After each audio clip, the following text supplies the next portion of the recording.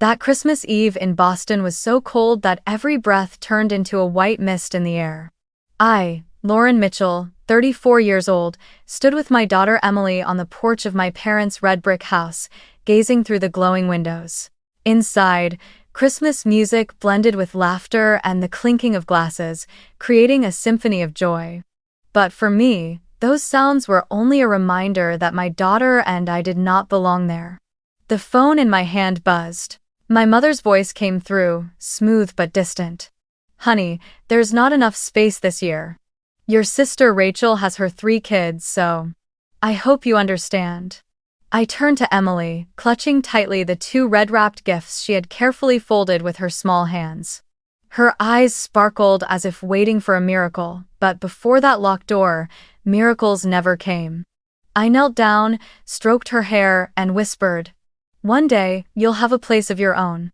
And when that day comes, the words your grandparents said tonight will be returned." I held her hand, and together we walked away, leaving behind the echo of laughter that never stopped. If you have ever been excluded from the Christmas table, would you choose to stay silent and endure, or build a new table for yourself? And where are you watching this story from? Share your story in the comments so I know I am not alone.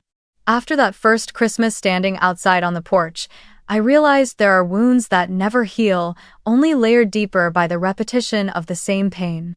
Each winter, Boston dressed itself in a white coat of snow, Christmas lights glowing along Beacon Hill, while in my heart there remained a cut that refused to close. People often say time heals all wounds, but for me, time only turned rejection into routine. The second Christmas after that, Emily and I were invited. But when we stepped inside, every seat around the oak dining table was already taken. My mother, in her sparkling deep red dress, pointed toward a folding chair set up in the corner of the kitchen and said as if it were a normal arrangement, "You can sit here, dear, so Rachel's family can have the main table. The kids need to be comfortable." I forced a smile, but Emily looked around, hesitant, as she saw her cousins of the same age sitting neatly at the long table, with plates of golden roast turkey and creamy mashed potatoes before them. While in front of her there was only a small, lonely table pushed up against the microwave. On the third Christmas, we were pushed down to the basement. The damp smell mixed with the aroma of the feast upstairs, seeping through the cracks in the door, making the air even heavier.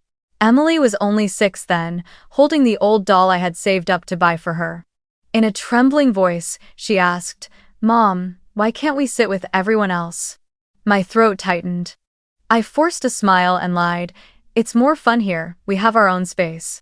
But when I saw the shimmer in her eyes, I knew she didn't believe me. And inside me, waves of shame rose higher and higher, as if I had been stripped bare before my own blood. By the 4th year, we were almost forgotten from the guest list. It wasn't until the afternoon of the 24th that my mother called. Her voice carried a hint of guilt but quickly hardened into distance. "I forgot, you can stop by if you want, but don't bring much, just pick up some napkins." I stayed quiet, nodded, and took Emily along.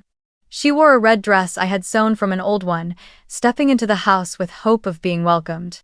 But every gaze turned toward Rachel and her 3 children, dressed in brand new velvet green outfits. Emily sat hugging her knees in the corner of the living room, while I stood behind the kitchen counter, quietly opening the cheap pack of napkins. Laughter rang out as Rachel bragged about their vacation in Florida, and her husband, a well-known lawyer, recounted his big courtroom victory. My mother nodded along, her eyes shining with pride. And me? I was nearly invisible, as if I didn't exist at all. The following years were no better. Sometimes we were placed in the hallway at a tiny table, sometimes we were ignored when gifts were handed out. Rachel was always the center of it all, with my mother preparing every detail for her. Pumpkin pie baked exactly to her taste, velvet-covered chairs, even a choir singing as her family entered. And me? I would be told, "Pick up some cookies from the supermarket, the packaged kind is fine." It sounded like an errand, nothing more. I still remember one time, when Emily was about 8 years old, sitting in the car on the way home after the party, clutching a small teddy bear a kind relative had given her. She turned to me, eyes full of tears, and asked, "Mom, why can't we sit at the main table with the family?" I saw there were always empty seats. My throat closed up, my heart squeezed tight. I knew she had noticed it for a long time, only trying to hide her sadness so as not to hurt me. I drove through the falling snow, Christmas lights along the street fading behind the veil of my own tears. That night, after she fell asleep, I sat silently for hours in the living room, wondering how blood ties could draw such harsh lines. 10 years passed, the same wound etched deeper. Each Christmas, Emily and I were placed in those not enough space spots: the basement, a folding chair, the hallway, or, worst of all, left off the list entirely. Rachel, my younger sister, 2 years below me, was always the star in our parents' eyes. Her husband was successful, her 3 children went to private school, her family was the picture of perfection. And me? In their eyes, I was just a single mother trying to scrape by with freelance work they didn't consider serious. It became a familiar rhythm every time I walked into that house. "So you're freelancing? When will you get a real job? A company paycheck, insurance, a proper business card?" My father would ask in a half-joking, half-serious tone, but his eyes were cold, as if I were living a failed life. My mother would just shake her head, sip her wine, and add with a hint of scorn, "Why don't you try being an assistant at Rachel's husband's law office? At least then you'd have a proper place." Those words sank into me like rusty nails, each repetition spreading the corrosion, leaving behind aching scars. The truth was far from what they believed. I wasn't just a freelancer patching together odd projects. After years of teaching myself design, spending countless nights buried in Photoshop and Illustrator in my one-bedroom apartment in South Boston, I quietly built an online brand design company. In the beginning, it was anything but easy. I cared for Emily while working late into the night, sometimes falling asleep right at the keyboard. Some months I earned less than $1,000, barely enough to cover rent, utilities, and a few extra packs of instant noodles for the 2 of us. I still remember driving Emily to school in my old Toyota Corolla, the heater barely working. She sat in the back seat, blowing warm air into her little hands, while I thought, I have to push harder. I can't let her live like this forever. Dash. Step by step, I built my reputation. I started with small design contracts for local coffee shops, then small clothing stores, then startups searching for a brand identity. Every time I delivered a project, I gave more than what was asked: a second logo version, a fresher color palette, an extra touch of inspiration. Slowly, clients began to recommend me to others. My name started appearing among the top-rated freelancers on online job platforms. I eventually hired a part-time assistant to handle emails and scheduling. That tiny company was no longer just me. By the 9th year, the real turning point came.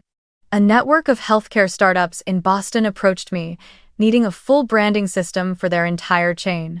After multiple rounds of presentations, they signed a 6-figure contract. I still remember sitting in my favorite cafe, staring at the electronic signature appearing on the PDF contract on my laptop screen. I couldn't believe my eyes. I read it 3 times before bursting into tears right there in the cafe, ignoring the curious stares around me. For me, it wasn't just a big contract, it was validation, proof that all those years of being dismissed, of being asked, "When will you get a real job?" had finally been answered by reality itself. From that day on, I began to save with a plan. I kept living simply, driving the old Toyota, dressing neatly but never flaunting anything. I let my parents and Rachel believe I was just getting by, that I was struggling with some fake job on the internet. I no longer needed to prove anything to them, because the truth that mattered was proving it to myself. But deep inside, one thought grew stronger with every passing day. I would build a real table, a place where no one could ever tell me there wasn't enough room. Every dollar I earned, I divided carefully. Part went to Emily, part was reinvested into the company, and part I set aside for the big plan. I started studying real estate, reading about hotel management, even attending small tourism workshops, all to prepare for the day I could create a space of my own. I wanted a place where my daughter, and anyone who had ever been excluded from a table, could sit down without asking permission, without giving up their seat, without enduring pity. Each night, after Emily was asleep, I opened my laptop and searched for vacant inns, resorts in need of renovation along the Massachusetts coast. I saved every detail, every photo, as if curating a secret archive just for myself. That was the quiet fire inside me, the flame that kept both of us warm through the freezing winter nights, when memories of the basement or the folding chair returned. And I knew that soon, that dream would take shape. During those months of working tirelessly and saving every penny for the big plan, I stumbled upon a listing on a local real estate site, a small beachfront resort in Cape Cod, Massachusetts. It had once been a popular family getaway in the 1,980 seconds, but years of neglect had left it in ruins. Only 16 rooms, roof tiles corroded by the ocean air, a cracked swimming pool, and a restaurant nearly abandoned.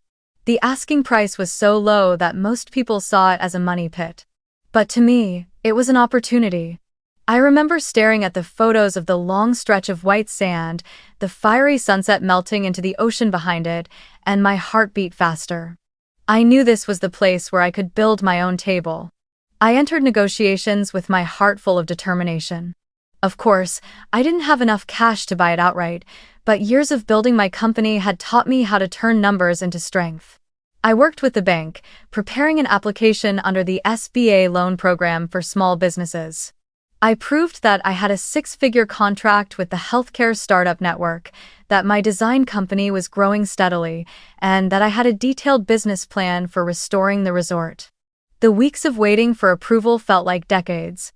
I was scared, hopeful, and constantly questioning if I was crazy for diving into an industry where I had no experience. But one March afternoon, when the email arrived, "Your loan has been approved," I broke down crying right there in my tiny office, holding Emily tight in my arms. She giggled, not fully understanding, only knowing that her mother was overflowing with joy. The purchase went through faster than I expected. I signed the papers at a notary office in Hyannis, held the worn old keys in my hand, and drove to Cape Cod for the first time as the owner. Standing on the beach in front of the resort, the sea breeze whipping through my hair, I closed my eyes and imagined a place no longer abandoned but reborn as a symbol of renewal. I could see it already, Harbor Light Resort, the name I had carried in my mind for years, a beacon guiding those who had once been left behind. The renovation lasted 9 months, filled with sweat, tears, and moments when I thought I might collapse from exhaustion. I hired a team of young, passionate architects and worked with them closely on every detail. We tore down old walls, replaced the plumbing and electrical systems, relaid the wooden floors, and, most importantly, built an infinity pool facing the ocean, a centerpiece I wanted every guest to remember. I wasn't just thinking of creating a vacation spot, I wanted this place to be a blend of luxury and warmth, a home for those who had once been told there wasn't enough room. The restaurant became my pride and joy. I named it Coastal Christmas, a space that carried the spirit of Christmas year-round, a season that had once been my pain, now transformed into my strength. A towering Christmas tree stood in the center of the lobby, its decorations changing with the seasons but its lights always glowing. The menu offered traditional New England dishes with a touch of international flavor, and, of course, there was always hot chocolate, Emily's favorite. The greatest symbol of the resort stood right in the lobby, a long oak table that could seat up to 20 people. Etched into its surface were the words, "For everyone who was ever told there's no room." Every time I looked at that inscription, I saw the image of Emily and me standing outside in the freezing cold, holding our gifts but never allowed inside. Now, I had turned that pain into an invitation for anyone who had ever felt excluded. Each day of those 9 months of renovation brought me closer to the dream. I woke at 5 in the morning, drove from Boston down to Cape Cod, worked until late at night, and only then returned to our apartment. There were days when exhaustion nearly broke me, when I questioned whether I could carry the weight of it all. But then I would see Emily running across the sand, drawing hearts in the wet shore and shouting, "This is our home." And suddenly, my strength returned. The resort wasn't just a business project, it was the declaration of my life, that my daughter and I would never again be pushed to a folding chair in the kitchen or a cold basement. On the day the work was finally complete, I stood before the front gates, the new sign glowing proudly, Harbor Light Resort. I placed my hand on the letters and whispered, "We did it." In that moment, I knew I had rewritten fate not just for myself, but for everyone who had ever been turned away, for everyone who had ever been told there wasn't enough room. The following July, as the summer sun stretched across the Cape Cod shoreline, I decided to bring Emily to Harbor Light Resort, a place that, for nearly a year, had been nothing but construction dust, rushed lunches among piles of plaster, and weary late-night drives back to Boston. But today was different. The work was complete, everything was ready for our first stay that carried no trace of tears, only freedom and laughter. I remember the exact moment the car stopped in front of the resort gates, the Harbor Light Resort sign gleaming under the golden sundae. Emily leapt from her seat, running straight into the lobby like a little bird finally freed from its cage. She squealed with delight at the sight of the Christmas tree still glowing brightly in the middle of summer, sparkling as if the season had never ended. I opened the door to the beachfront suite for her. It was the room I had poured my heart into designing. Crisp white walls, a balcony opening directly to the ocean, a large bed draped in sea blue linens, and a cozy corner just for children, with shelves of books and toys. Emily froze for a moment, then shouted, "Mom, our room looks just like in the movies." She raced out to the balcony, arms spread wide to catch the sea breeze, her hair flying, her laughter mingling with the sound of the waves. I stood watching, my heart warming as if bathed in sunlight. All the sleepless nights, all the times I was dismissed, all the evenings spent in silence on a folding chair seemed to dissolve in that single moment. In the afternoon, I took Emily down to the private stretch of sand I had hired people to clean, lined with new lounge chairs and big white umbrellas. She kicked off her shoes and ran barefoot across the sand, leaving tiny footprints trailing behind her. I watched as she bent down to draw a giant heart and wrote the word home inside it. When she turned back to me, her eyes sparkled. "Mom, this really is our home now, isn't it?" I choked up and nodded. There was no need to explain further, because we both understood that home wasn't about a roof over our heads but about having a seat, a rightful place in the world. That evening, I took her to the coastal Christmas restaurant. Even in summer, the space was filled with the spirit of Christmas, warm golden lights, wreaths hanging on the walls, and a towering tree in the center of the hall. When the server brought out the hot chocolate cake, Emily's favorite, she practically jumped up with joy.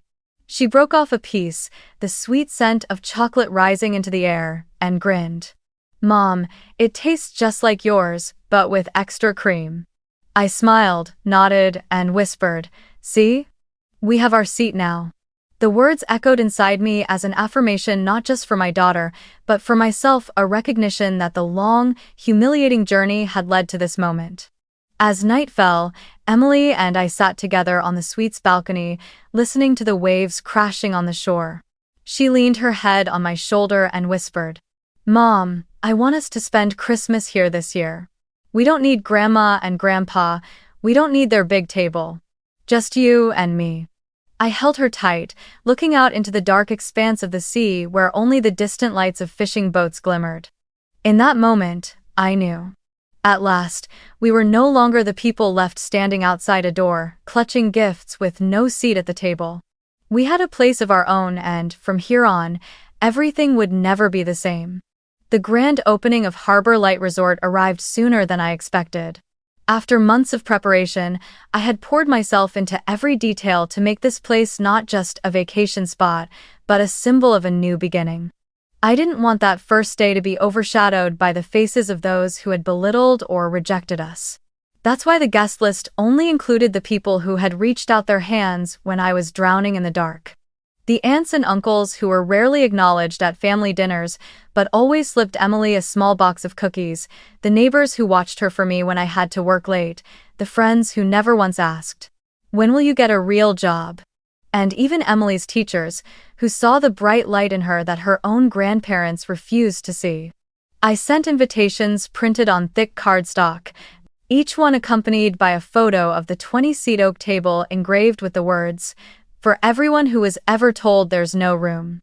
On every card I wrote a few personal lines by hand, letting them know that their presence in my life was the very reason I wanted them there on this important day. And when the replies started coming in, my heart felt warmed. Everyone was excited, everyone was looking forward to it. In total, 28 people confirmed, just enough to fill the 16 rooms of the resort. I had decided to cover all the costs from lodging and meals to the activities. This wasn't business. This was gratitude. That day, Cape Cod shimmered under golden sunlight, the waves glittering like strands of tinsel beneath the sky. I stood at the entrance in a simple sea blue dress, with Emily by my side in a white dress tied with a pale blue ribbon. As the first guests arrived, the resort seemed to come alive. My aunt, the one who had once secretly pressed $10 into my hand so I could buy Emily a gift during a cold Christmas, hugged me tightly, her eyes brimming. "Lauren, you did it." Friends from Boston marveled at the infinity pool stretching toward the ocean, while Emily's teachers couldn't stop praising the glowing lights of the coastal Christmas restaurant. The opening celebration unfolded in the grand hall, where the long oak table with 20 seats stood in honor. As everyone took their places, laughter and conversation filled the air, but this time, unlike all the holidays before, Emily and I sat at the very center.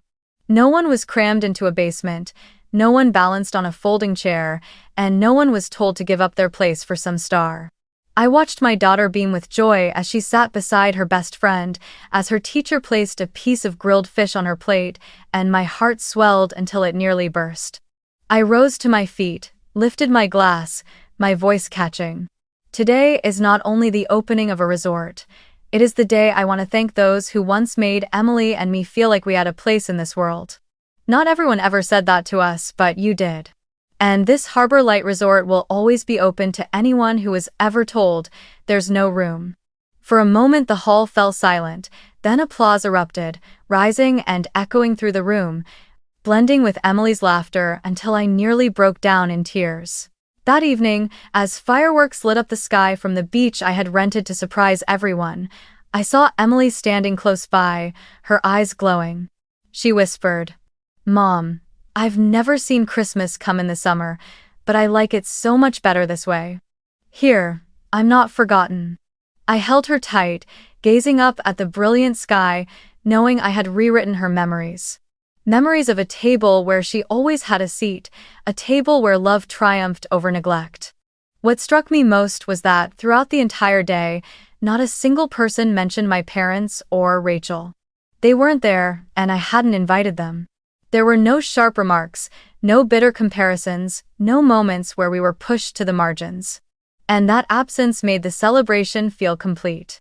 I realized that sometimes, to truly find joy, you have to be brave enough to remove the faces that caused your pain. And in that moment, I felt no regret. When the guests departed, leaving the resort still echoing with laughter, Emily and I walked along the shoreline, our footprints pressed into the wet sand. She held my hand tightly and looked up. "Mom, can we invite them again next time? I love seeing everyone so happy." I nodded, tears blurring my vision with joy. That night, I knew Harbor Light was no longer just my dream. It was a place that could bring laughter to everyone who had ever been turned away.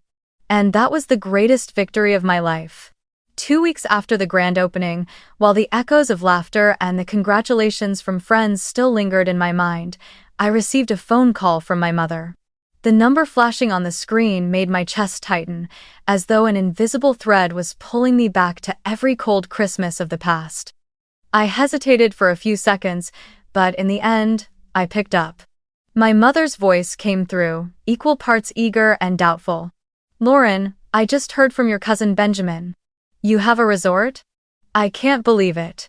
You buying a resort?" I let out a dry laugh, leaning back in my chair as my eyes drifted toward the window, where the waves rose and fell. "Believe it or not, that's up to you." On the other end, I heard her falter, followed by a sigh tinged with irritation. "You didn't say a word to anyone. I'm your mother. How could you let outsiders tell me first?" I bit my lip as that familiar sting of unreasonable blame washed over me. Before I could answer, Rachel's voice cut in, sharp as a knife to the chest. You really are selfish, opening a resort and not even inviting family. Are you trying to tear us all apart? I closed my eyes, drew a long breath, and replied steadily. Rachel, it was family that tore me apart first for 10 years. Weren't you and Mom and Dad the ones who left Emily and me in the basement, on folding chairs, or sometimes didn't bother inviting us at all? A heavy silence followed. I heard my mother inhale as if to interrupt, but I pressed on, my voice firmer now. Do you remember the email I sent in the 6th year? I offered to chip in money to rent extra tables or even book a nearby hotel room just so Emily could sit with everyone. I wrote it clearly, but you never replied. And that year, we were sent back to the basement again. On the line came the sound of her harsh breathing, then her voice, low and halting. I was busy. The email must have gotten lost. Rachel let out a mocking laugh. You're always playing the victim. Mom and Dad did their best for everyone, but all you ever do is complain. This resort is just your way of showing off. I pressed my lips together, then answered calmly. If I wanted to show off, I would have done it the day I signed a 6-figure contract, or the day I bought this resort, but I didn't. I built Harbor Light not to prove anything to you or anyone else, but so Emily and the people who deserve it will always have a place at the table. Something that never existed in our house. I heard my mother sigh, her voice shrinking. Honey, I never thought things would turn out this way. I just wanted everyone to be happy. I cut in. You say you wanted everyone to be happy, but in that everyone, you never included me and Emily. For 10 years, you made your choice. Now don't blame me for finally making mine. The call ended in silence. I set the phone down on the table, a strange mix of heaviness and relief washing over me. Emily walked in, holding a piece of chocolate cake from the restaurant, her curious eyes wide. Who was that, Mom? I smoothed her hair and smiled. Someone just found out about our Harbor Light. She giggled. Then they need to know this place is really ours. That night, I sat alone in the resort's lobby, the lights casting a glow across the 20-seat oak table. I ran my fingers across the carved words, feeling the strength in every line. For everyone who is ever told there's no room. And I knew I had crossed another turning point, not the daughter left shivering outside the door anymore, but the woman strong enough to speak the truth, to hold her boundaries, and to protect her daughter to the very end. After that tense call with my mother and Rachel, I thought there would be a long silence between us. But just a few months later, as autumn painted the Boston streets in gold with falling maple leaves, my phone rang again. This time, my mother's voice sounded different, sweeter, as if she were trying to pour honey over the cracks of the past. Lauren, come home for Thanksgiving this year. The whole family will be together, and I want you and Emily at the table. I listened, but inside I almost laughed. After 10 years of being cast aside, suddenly she wanted a family gathering. I knew the reason well. They had heard the resort's revenue was thriving, and perhaps, in her eyes, I had become valuable again. I didn't answer right away. Instead, I asked slowly, the dining table at home is still the same 7-seat oak one, isn't it, Mom? She hesitated. Yes, still the same. I began to count, each word deliberate, sharp as a blade. Rachel's husband, their 3 kids, that's 5. You and Dad, that's 7. So where will Emily and I sit? There was silence on the other end for a few seconds before my mother stammered. Well, there's always the folding chairs in the kitchen. You can sit there, as long as we're together. At that, I couldn't hold back anymore. My voice was cold as the first winter wind. Mom, after 10 years, you still don't understand, do you? I will not bring my daughter just to sit on folding chairs in the kitchen ever again. I hung up, leaving her faint voice calling my name to fade into the emptiness. Instead of returning to that old house with its leftover chairs shuffled around for whoever was deemed less important, I decided to host a true Thanksgiving at Harbor Light Resort. I sent invitations to everyone who had once been left on the sidelines at family gatherings. Aunt Susan always looked down on because of her divorce. Uncle Martin constantly compared to Thomas, the kind neighbors who had watched Emily when I was stuck in meetings, and the friends and colleagues who had stood by me through every hard mile. I wanted this year's table to be different. No more dividing seats, no more judging eyes, only laughter and respect. When the holiday arrived, the resort glowed in the golden colors of autumn leaves. I prepared a feast fit for the occasion. Crisp roasted turkey, creamy mashed potatoes, deep red cranberry sauce, and fragrant pumpkin pie fresh from the oven. Coastal Christmas sparkled with lights, and the 20-seat oak table was adorned with fresh flowers and glowing candles. As guests arrived, I could see the wonder in their eyes. Many of them had never once been seated at the main table in their lives. Emily darted about, happily guiding each person to their place, like a proud little hostess. When everyone was seated, I looked around. 28 faces shining, laughter flowing through the air like music. I saw Aunt Susan raise a glass without anyone interrupting her, Uncle Martin telling stories freely without mockery. And there, at the very center of the table, under the soft glow of candlelight, Emily sat beside me, her eyes brimming with happiness. She grinned wide as she picked up the first piece of turkey, her bright gaze reflecting the lights above. I whispered to her, "Do you see? This is where we truly belong. For the first time, you're at the main table, surrounded by light and laughter."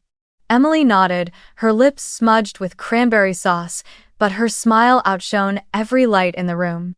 After the feast, everyone gathered for photos beside the Christmas tree. The pictures flooded social media, the group laughing around the long table, confetti bursting in the air, voices singing Happy Thanksgiving echoing through the hall.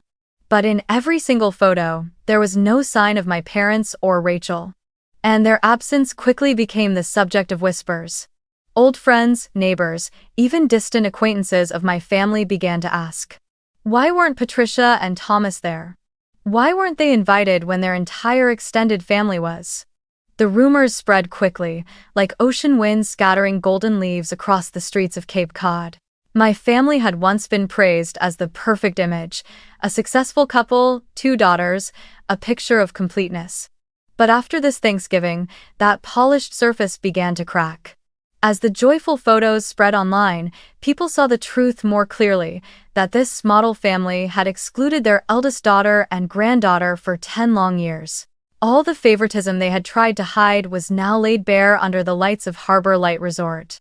That evening, after saying goodbye to the guests, Emily and I walked the beach again. The waves lapped against the shore like a gentle lullaby. She held my hand and asked innocently, "Mom, can we do it here again next year? I want everyone to sit together at the same table like today." I squeezed her hand, my eyes blurring with happiness. I knew then that this Thanksgiving wasn't just a dinner, it was a milestone. For the first time in her life, Emily sat at the main table, and I no longer had to bow my head to a folding chair. I looked up at the star-filled night sky and told myself, I had done what, 10 years ago, I only dared whisper on the porch. I had built my own table, and this time it was wide enough, bright enough, that no one would ever again hear the words, "There's no room." The next time I saw my family after that Thanksgiving was at my cousin's wedding, held in a grand hotel in New York where crystal lights glittered from chandeliers and classical music filled the ballroom. From the moment I received the invitation, I suspected it would be the occasion where we'd all be forced to face each other after everything that had happened. But I never imagined this seating arrangement would become living proof of just how much had changed. When I entered the hall, an usher guided me directly to the main table where the bride, groom, and the most honored guests sat. Right beside them, seats for Emily and me were already prepared, draped in crisp white linens, with fresh flowers arranged in crystal vases. I glanced around, and within minutes I spotted my parents and Rachel with her family awkwardly searching for their seats. They hadn't been placed at the main table at all, but off to the side, near the entrance where waitstaff came and went constantly. Rachel's eyes flashed with anger when she saw me seated at the center, smiling calmly. I could almost hear her screaming inside, why me, the one they had dismissed for 10 years was now being honored, while they were pushed to the margins. The party drifted on under soft music and a chorus of blessings. I chatted with the bride and groom, raised my glass with relatives, and watched Emily running about with the other children, her eyes shining with happiness. But, across the hall, I kept catching Rachel's furious stare. The red wine had flushed her cheeks, but the bitterness was etched into every strained smile. Midway through the evening, Rachel suddenly stood up and staggered toward me. Under the curious eyes of a few guests, she grabbed my arm and pulled me out of the ballroom into a quiet corridor. The smell of alcohol clung to her, her voice unsteady. "Who do you think you are? Sitting at the main table while Mom, Dad, and I are treated like outsiders. You're taking revenge on us, aren't you?" I looked straight into her eyes, my voice steady. "Rachel, for 10 years I've heard enough snide remarks. I've sat in basements, on folding chairs, or been left off the guest list entirely. That's over now. I don't have to endure it anymore." Rachel gave a crooked, mocking laugh, but it faltered at the edges. "You're delusional. This family has always been mine. Mom and Dad always chose me. So what if you have a resort?" She swayed another step closer, her tone dropping, oddly fragile. "The truth is, I'm jealous. Jealous because you're free. I'm trapped in the loop being someone's wife, raising 3 kids, living up to expectations. I thought that was happiness, but so many nights I want to run away. And you got out." For the first time in my life, I heard Rachel admit something real. The arrogance was gone, the mocking laughter stripped away. All that remained was a tired woman, weighed down by the very burdens she had once proudly flaunted. I sighed, not feeling triumphant as she might have imagined, but only a deep, quiet sorrow. Softly, I said, "You can start over at any time, Rachel. But not by stepping on me, or by turning Emily and me into outsiders." Just then, the hotel security approached. Perhaps the bride and groom had noticed the tension and didn't want their celebration disrupted. I gave them a small nod, signaling it was fine, then turned back to Rachel. "You should return to the hall. This is our cousin's happy day, don't make it harder for everyone." Rachel stood still for a moment, her eyes red, before turning away and staggering back to her seat. I returned to the main table and took Emily's hand. She looked at me, hesitating before asking, "Mom, what's wrong with Aunt Rachel?" I smiled, shook my head, and said, "She just drank too much, don't worry." But inside, I knew I had just heard a piece of truth Rachel had hidden for years. She was jealous, she was exhausted, but choosing to pour all that bitterness onto me had made the distance between us impossible to bridge. After the wedding in New York, back in Boston, I felt as though I had entered a new phase. Harbor Light Resort was running steadily, guests increasing each month, praise on social media flowing without pause. But I didn't stop there.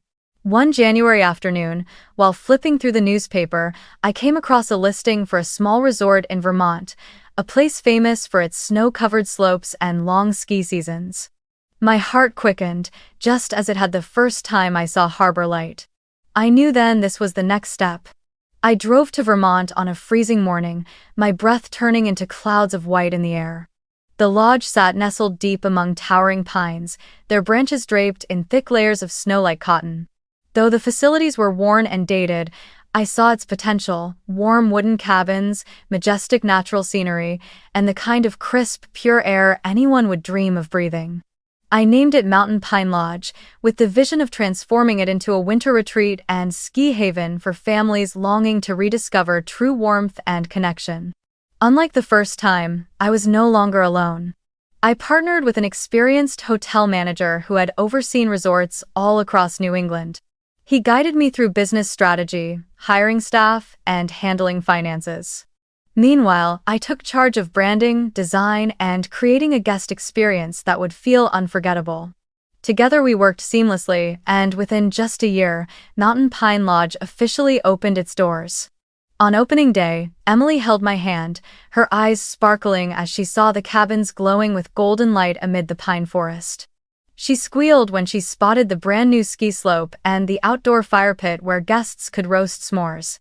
I whispered, "See, sweetheart, we don't just have the sea now, we have the mountains too."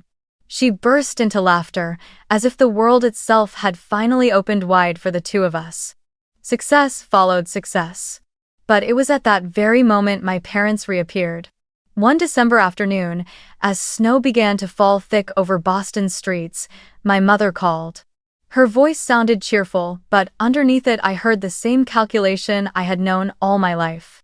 "Lauren, how about letting the whole family spend Christmas at your resort this year?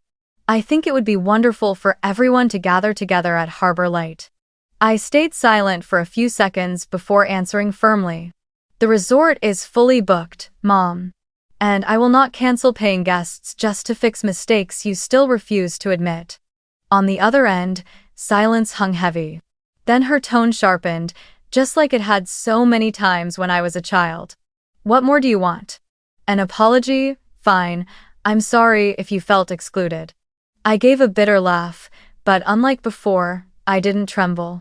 Calmly, I replied, "Not if, Mom. It's the truth. For 10 years, Emily and I were excluded. You can phrase it however you like now, but nothing you say erases what happened." She went quiet again, then tried to soften her voice. "I just want the family together, Lauren. We're still family, aren't we?" I cut in, my voice steady and unyielding. "Family is not where one child gets sent to the basement while another sits at the main table. Family is not where a daughter has to wonder why she's never counted as part of everyone. A real family is where there is room for all. And you know what? I've already found that place." I hung up, my hand trembling slightly, but my heart felt strangely light. For the first time, I had set a clear boundary, refusing to let guilt pull me back into the same old cycle. I knew my mother would be upset, that they would keep calling me ungrateful, but this time, I didn't care anymore. I had 2 resorts running, a design company that was growing stronger by the day, and a daughter who was thriving happily by my side. I didn't need a half-hearted apology to confirm my worth. That Christmas Eve, Emily and I sat by the fireplace at Mountain Pine Lodge, surrounded by cheerful guests sipping hot chocolate and roasting marshmallows. Laughter filled the room, and for the first time, I felt it deep in my bones. Family could be chosen, not just inherited by blood. I looked at Emily, watching her confidently introduce herself as the daughter of the resort owner, and my heart swelled with pride. When the clock struck midnight, I stepped out onto the balcony, watching the snow sparkle under the lights. The question still echoed in my mind. Would my mother ever truly understand? But then I reminded myself, it no longer mattered. What mattered was that I had learned to hold my boundaries, to protect my daughter, and to be strong enough to walk away from a table that never had a seat for me.